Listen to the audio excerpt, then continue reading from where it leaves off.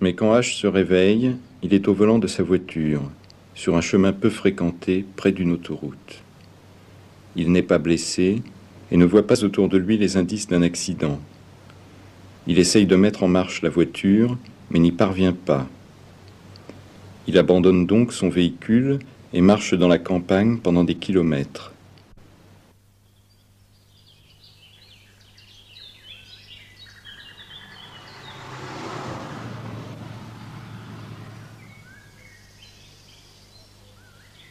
Finalement, il aperçoit au loin deux hommes en train de faire un pique-nique.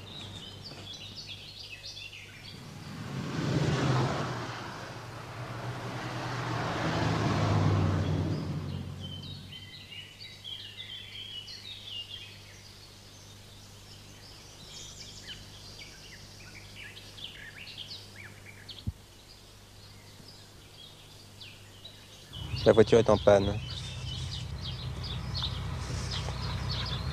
Vous pourriez peut-être m'aider? J'ai absolument besoin de téléphoner. Je suis très en retard. Quel ennui.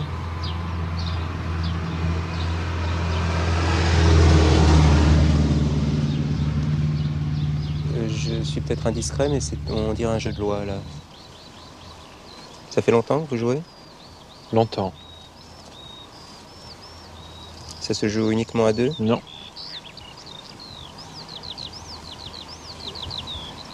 Vous ne jetez pas les dés? Pas cela. Quand j'étais petit, je jouais souvent au jeu de loi. D'ailleurs, je viens d'en offrir un à mes enfants. Ça, il faut pas faire ça. C'est pas un jeu qu'il faut laisser à la portée des enfants. Et voilà. 8 par 5 et 3.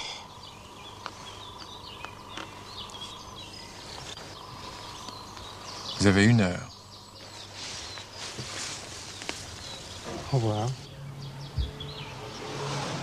H comprend qu'il est victime d'un cauchemar.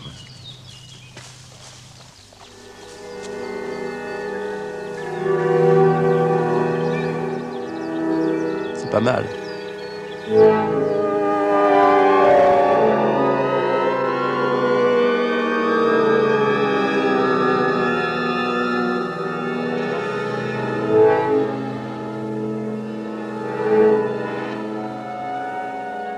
Par 4 et 2.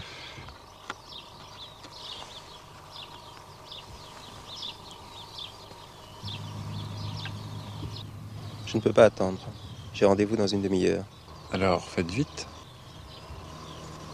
H comprend qu'il est victime de la pire espèce de cauchemar, le cauchemar didactique. Il s'agit d'un jeu de loi ordinaire dont les cases représentent une certaine portion du territoire. Le joueur doit se déplacer lui-même et se rendre par des moyens convenables au lieu assigné par le sort. Quelques heures plus tard, H se promène dans Paris. Soudain, une voix l'appelle. Vous venez?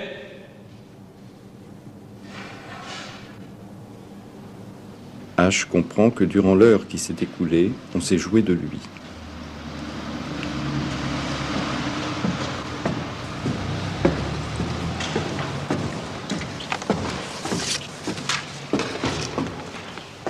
Vous êtes en retard. Vous savez pas très bien ce que vous risquez. Vous étiez là et vous devriez être en route pour cette case-là. C'est ici que j'aimerais être. Home. Je dois d'abord passer chez moi. Il y a quelqu'un qui m'attend. Je suis en mesure de vous dire que quelqu'un vous attend à cette case-là. Et que c'est autre chose qu'un rendez-vous. J'y serai jamais. Il n'y a pas de honte à courir un peu?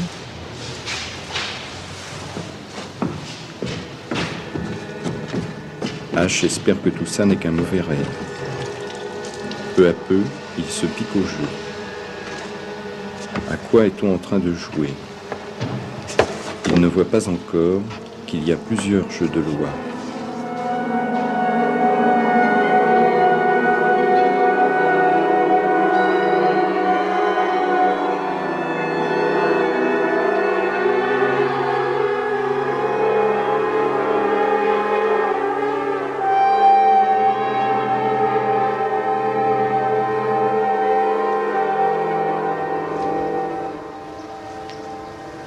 Une demi-heure après, H rencontre l'autre joueur.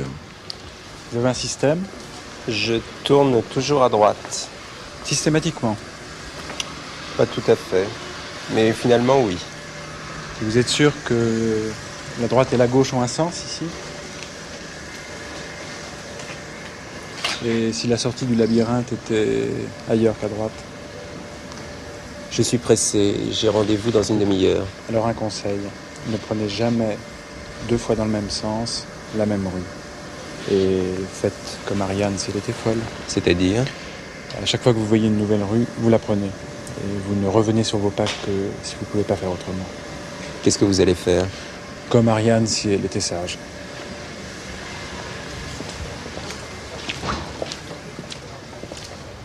Selon le mathématicien Pierre Rosenstiel, la méthode d'Ariane sage consiste à revenir sur ses pas après chaque exploration d'un nouveau couloir. Il est ainsi connu et c'est au tour d'un autre. Au contraire, Ariane folle explore le plus possible et ne revient sur ses pas qu'en dernier recours. Ces deux attitudes sont cohérentes et permettent de résoudre un labyrinthe. Tout voyageur peut être considéré comme un myope. Il ne voit pas plus loin que l'horizon. La carte est le moyen d'agrandir son champ de vision. Ainsi, la carte du labyrinthe résout d'un seul coup le labyrinthe. La carte supprime le labyrinthe. L'histoire de la cartographie est donc une entreprise de destruction des labyrinthes commencée il y a 5000 ans. Un labyrinthe est résolu, on dit aussi battu, quand chaque couloir a été parcouru une fois et une seule dans chaque sens.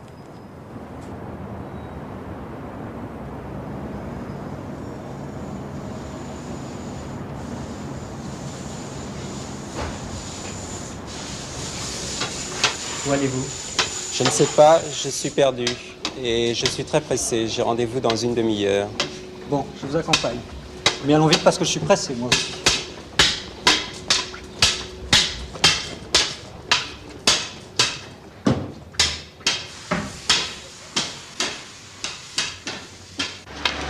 Nous sommes encore loin?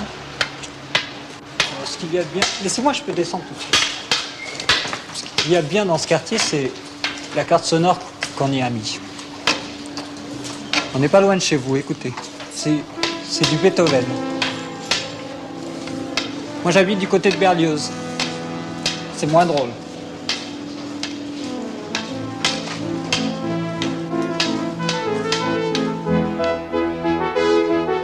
Carte sonore pour aveugles, étrangers et illettrés.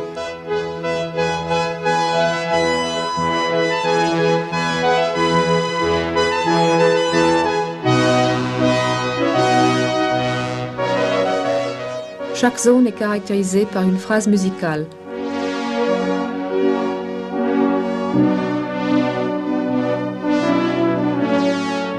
Le trajet est correct quand il suit une mélodie donnée.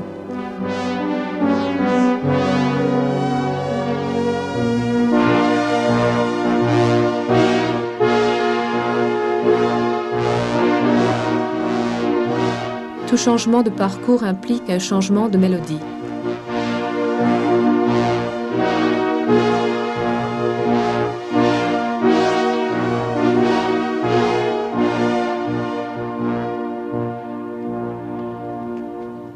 Quelques heures après, il sombre dans le désespoir et il doit trouver refuge dans une église. Il sent alors qu'une voix l'appelle d'en haut. Venez, on voit mieux ici.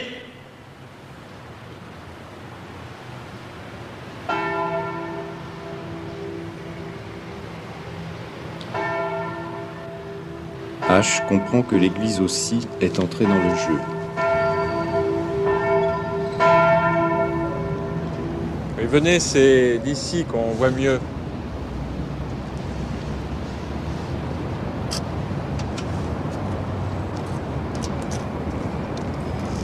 Je ne veux pas trop m'approcher. J'ai le vertige.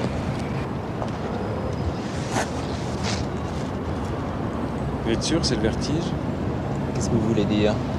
C'est peut-être quelque chose d'autre, c'est du moins ce que j'espérais. Ça fait 2 heures que j'attends. Qu'est-ce que vous attendez? Vous, en principe. Pourquoi faire? Regardez, c'est notre jeu. Mais Vous avez changé de jeu. Un nom d'échelle. Maintenant, nous ne sommes plus dans le quartier, nous sommes dans Paris. Il faut que je retourne dans le quartier. J'ai rendez-vous. Vous n'avez rien compris. Vous aussi, vous avez changé d'échelle. Maintenant, nous sommes sur Paris, vous ne pouvez plus retourner sur le quartier. Je ne comprends pas. Je ne m'en suis pas aperçu. Qu'est-ce qui vous arrive? Je ne sais pas, c'est le vertige. J'ai envie de vomir. Ah ben voilà, très bien. Allez-y. Pas ici. Pourquoi? Il faut oser. Non, je ne peux pas, je ne veux pas vous infliger un spectacle aussi pénible. Allez, allez-y.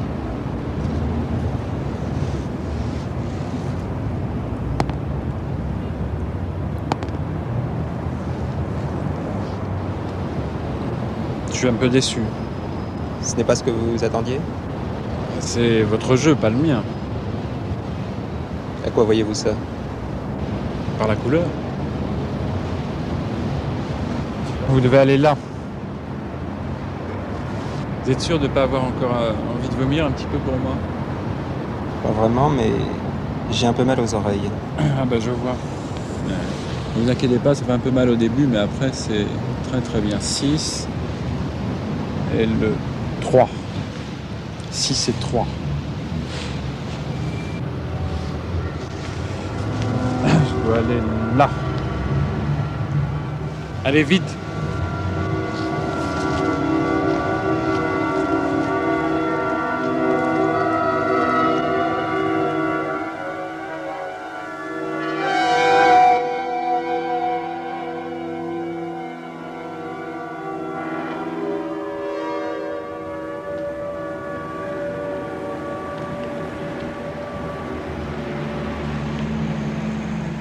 Quelques minutes après avoir abandonné l'église, quelqu'un l'appelle de l'intérieur d'une voiture. La voiture fait aussi partie du jeu.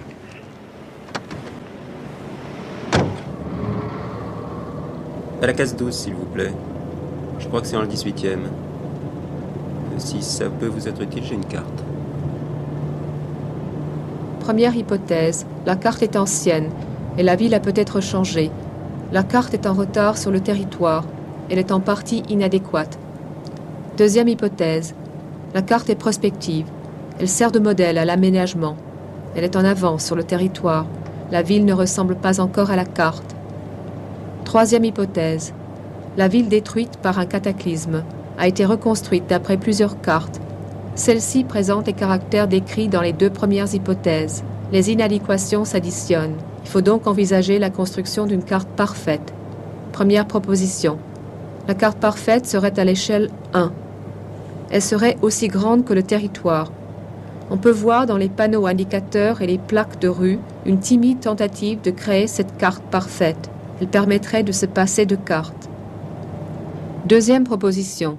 La carte parfaite serait l'ensemble des trajets possibles mémorisés sur un vidéodisque qui les restituerait à volonté sous forme visuelle.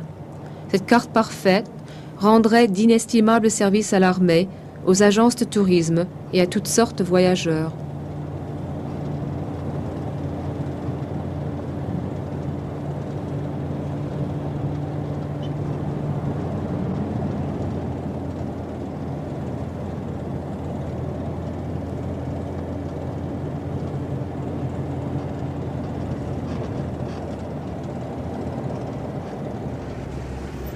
On a changé d'échelle, il paraît. À la gare.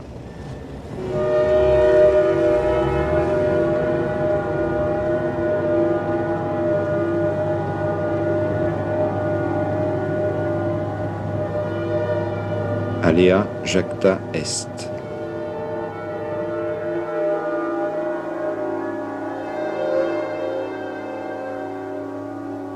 Une fois de plus, le hasard fait bien les choses. Maintenant, on joue à l'échelle de la France. Toute la France n'est qu'un terrain de jeu.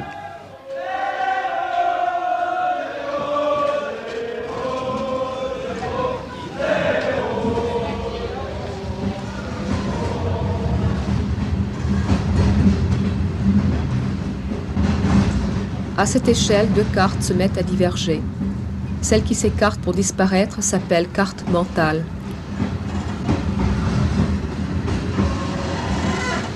C'est l'image d'un territoire connu. Elle est faite des habitudes, des souvenirs, des sentiments.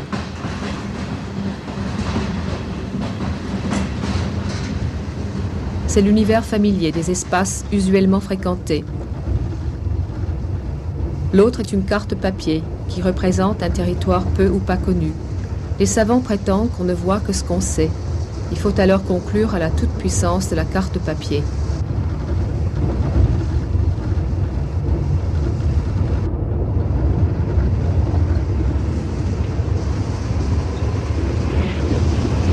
Tiens, je me demandais quand j'allais vous retrouver.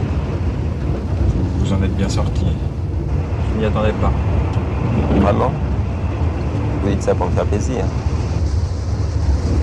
Ça va peut-être pas durer. Comment se fait-il qu'on se retrouve partout? Faut suivre les règles. Les règles. J'aimerais les connaître, les règles. C'est très bien. C'est très très bien. Beaucoup ne s'y intéressent pas aux règles. Ils ne savent même pas qu'ils jouent. Les joueurs sont si nombreux? Très nombreux. Tout le train. Tout le train? Tous.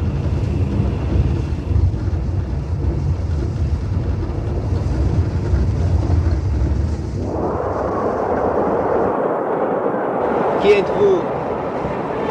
Celui qui répond aux questions. Quel genre de questions? Ça, c'est à vous de les trouver. Pourquoi? Vous voyez, c'est facile. C'est plus difficile d'y répondre. Ça dépend du genre de questions. Allez-y. Où sommes-nous? Dans un train qui traverse un paysage. Oui, ça, j'aurais pu le dire. Parce que vous croyez tout ce qu'on vous montre? Par exemple, regardez, qu'est-ce que c'est que ça? Ça, c'est un itinéraire. Et ça? Ça, c'est une carte. Et ça? Ça, c'est un paysage. Et quel rapport entre les trois? Mais je croyais que c'était moi qui posais les questions. Bonne réponse. Alors, quel rapport?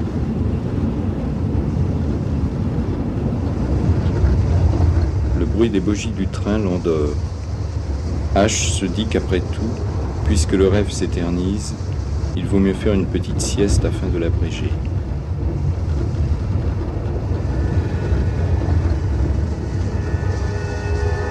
Pendant sa sieste, il a un nouveau cauchemar où il voit son interlocuteur se transformer en tapis de jeu sur lequel quelqu'un jette des dés.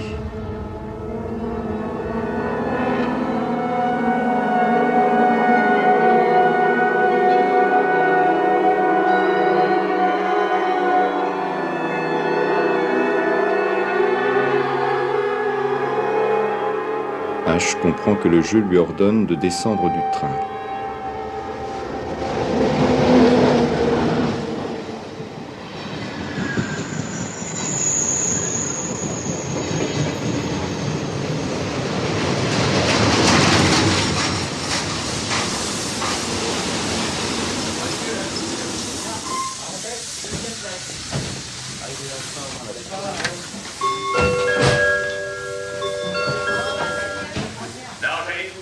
Près de la gare, il y a un aéroport. H comprend qu'à nouveau, on change d'échelle. Maintenant, on joue dans toute l'Europe.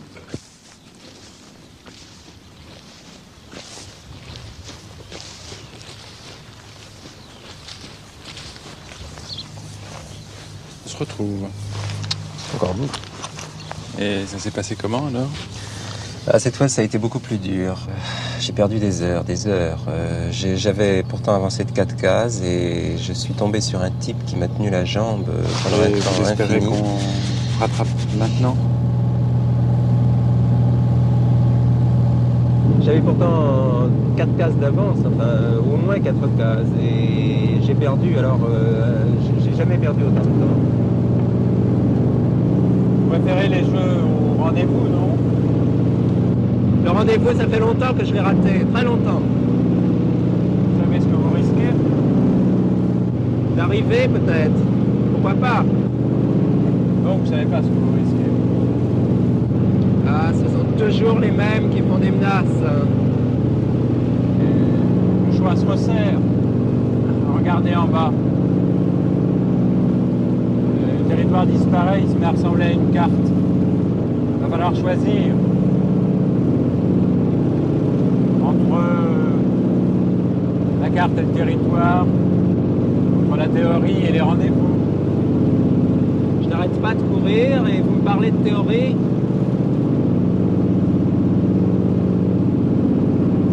Vous voyez bien qu'on est à l'endroit où les cartographes font les cartes. Le territoire disparaît.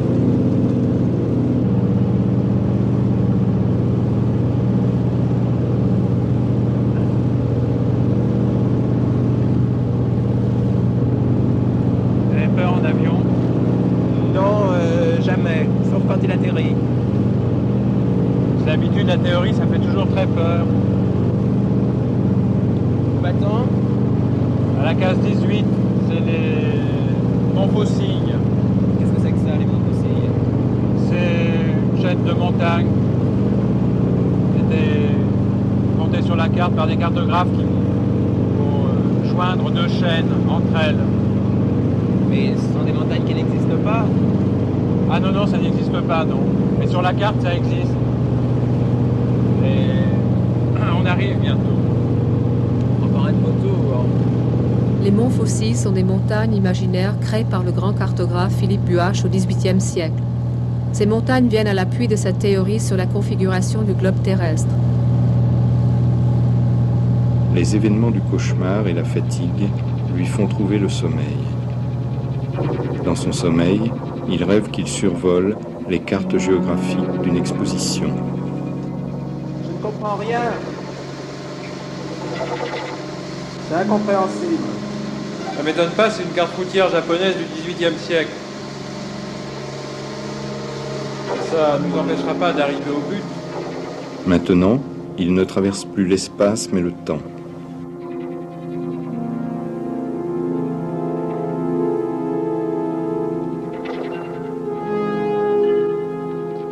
Toutes les époques se confondent.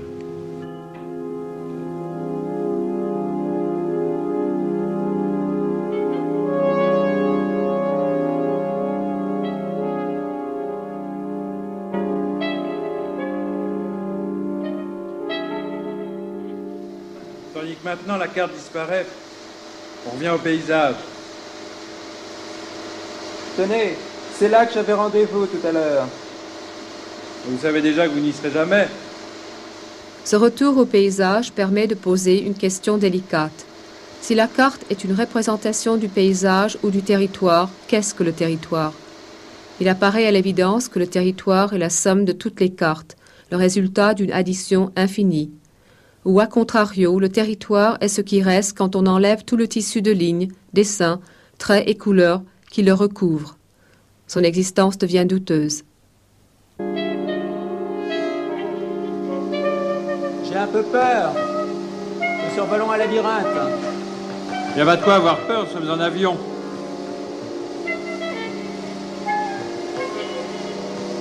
Là, tenez, un autre labyrinthe. C'est pas grave. Et ici, encore un autre. Il est pas mal, celui-là. Bizarre.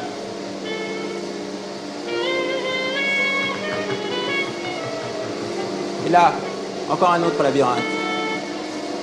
Ah, j'y suis. Nous sommes au centre du dé. On appelle ça l'œil du dé. Ça bouge, pourtant.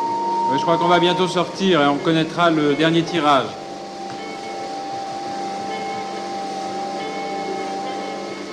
J'ai peur que vous ne preniez goût au changement d'échelle. Je ne sais pas. J'ai envie de vomir. C'est strictement inutile.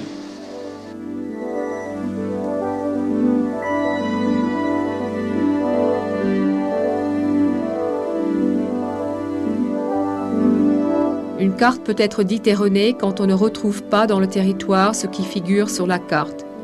Les cartes erronées sont des auxiliaires précieux. Elles permettent de découvrir ce qu'on ne s'attend pas à trouver, de tromper l'ennemi, d'éblouir les amis, de prendre ses désirs pour des réalités. Elles permettent également de toujours refaire de nouvelles cartes. On est en train de sortir du dé, là. Ça me fout les jetons. Mais non. Un nouveau coup de dé le fait changer d'échelle.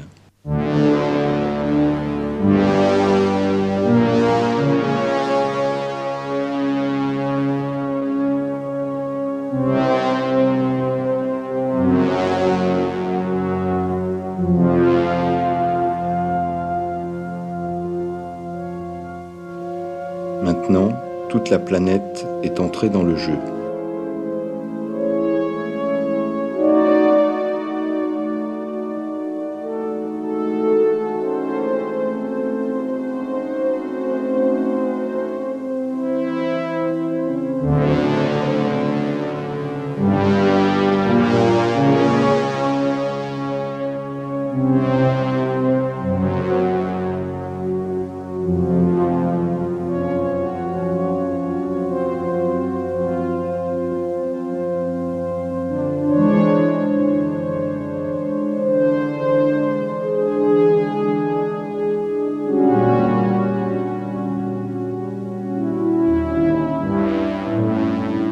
La raréfaction de l'air à haute altitude lui fait perdre connaissance.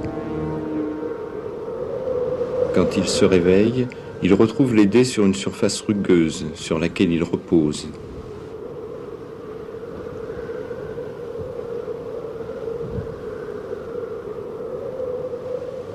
Il ne peut pas résister à la tentation de jeter lui-même les dés.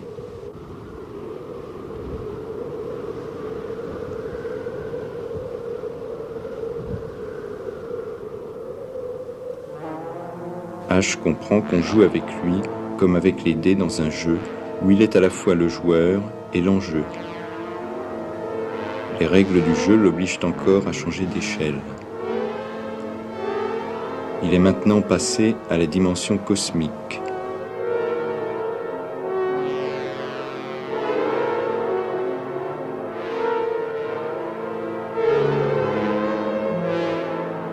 Encore vous?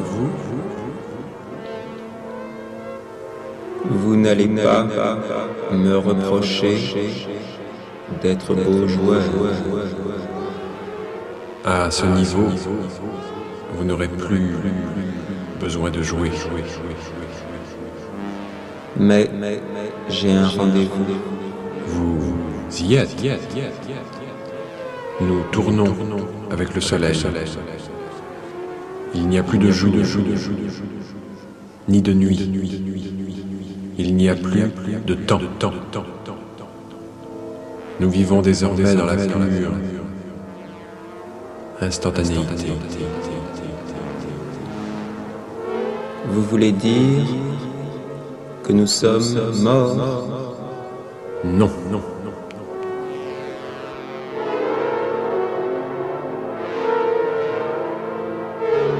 C'est le territoire, la planète qui est morte.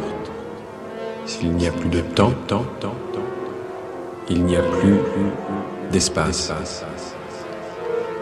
Juste cette image. Tout est devenu carte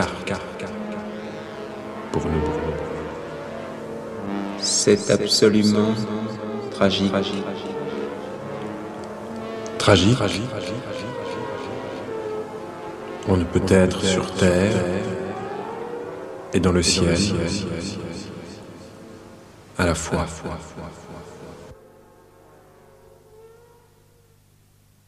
Regardez, c'est la terre. Air, mystère, mer, mystère, phalanstère, parterre, côté, frère, père, nerf, daguerre, guerre, fier, pater, lumière, amère, manière, hier, avant-hier. H comprend qu'il va se réveiller, mais dans quel rêve? Carrière, nucléaire, barrière, verrière, civière.